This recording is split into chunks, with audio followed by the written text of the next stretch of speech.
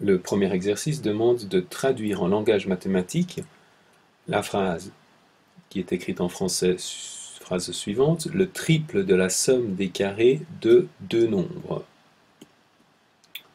Donc, il suffit de traduire littéralement d'un langage dans l'autre le triple de la somme des carrés de deux nombres. Donc, nous allons d'abord appeler x et y les deux nombres, puis le triple de la somme des carrés des deux nombres. Alors, qu'est-ce qu'on commence à faire avec ces deux nombres? Eh bien, la première chose, c'est qu'on fait les carrés des deux nombres. Donc, les carrés des deux nombres, c'est x carré et y carré. Ensuite, qu'est-ce qu'on fait avec ces carrés? On en fait la somme, donc la somme des carrés. La somme est le résultat de l'addition. Puis, enfin, on prend le triple de l'expression précédente, donc le triple 3 fois l'expression précédente.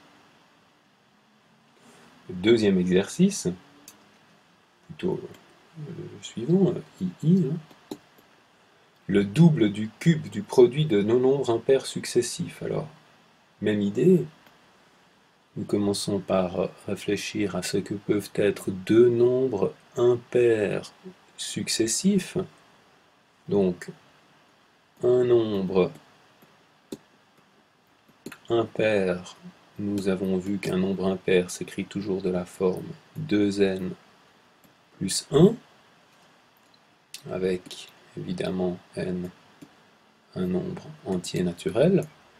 Et puis deux nombres impairs successifs, donc je cherche à obtenir le nombre impair qui suit celui-ci. Le nombre impair qui est après 2n moins 1, c'est celui qui est situé deux entiers plus loin, c'est donc 2n plus 1 plus 2, donc 2n plus 3, ça c'est son successeur. Donc maintenant, qu'est-ce que nous faisons avec ces deux nombres impairs successifs, 2n plus 1 et 2n plus 3?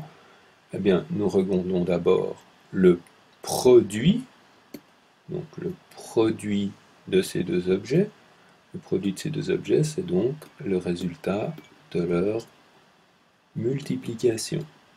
Ici, nous avons le produit de deux impairs successifs, puis nous prenons le cube du produit de ces deux objets, donc 2n plus 1 fois 2n plus 3, le cube des deux entiers impairs successifs, dont nous prenons produit des deux nombres impairs successifs, dont nous prenons le cube, et enfin le double de cette expression, c'est-à-dire 2 fois 2n plus 1 au carré plus 2n plus 3 au carré, le tout au cube.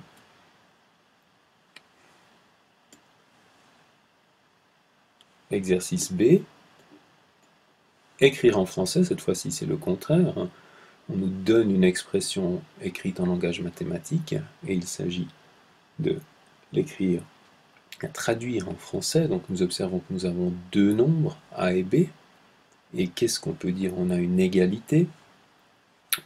Le membre de gauche de l'égalité concerne A moins B au carré. Donc A moins B, c'est le résultat de la soustraction que nous appelons la différence. Et qu'est-ce que nous faisons avec cette différence? Nous l'élevons au carré. Donc cette expression-ci,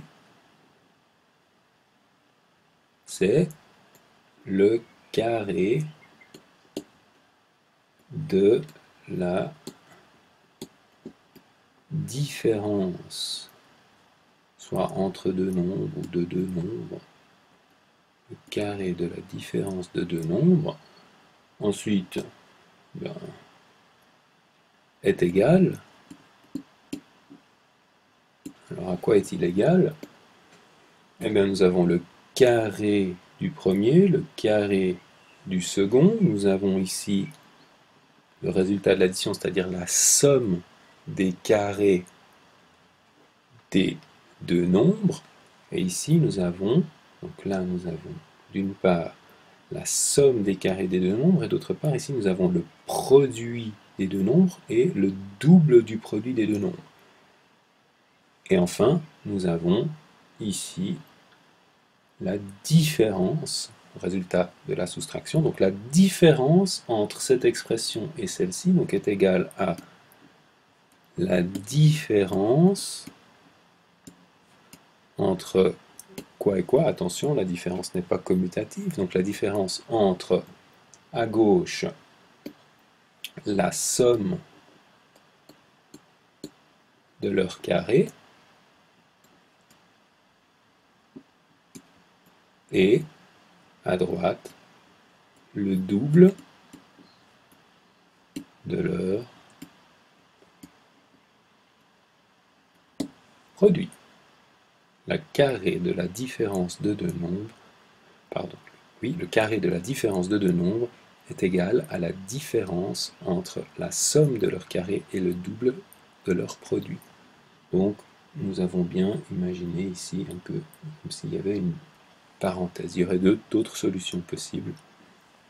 Je l'écris encore une fois. Le carré de la différence, voici la différence, le carré de la différence est égal à la différence entre quoi et quoi, la différence entre la somme de leurs carrés, voici la somme de leurs carrés, et le double de leur produit.